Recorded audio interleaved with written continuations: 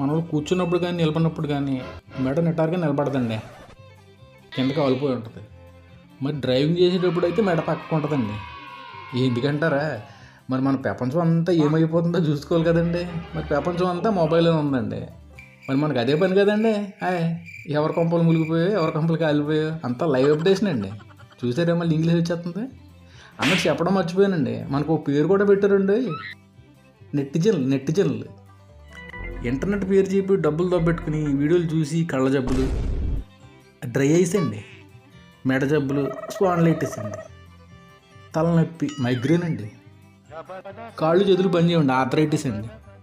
మరి ఇలా 24 గంటలు ఫోన్ పట్టుకుని 24 గంటలని ఎందుకు అంటున్నానంటే అండి, మరి పడుకునేటప్పుడు కూడా పక్కలోనే ఉండాలండి. మధ్య మధ్యలో టింగు అంటే మెసేజ్లు వస్తుంటాయండి. నిద్రకి వెళ్తాను, నిద్ర లేకుండాను, మరి అవన్నీ చూసుకోవాలన్నమాట అండి.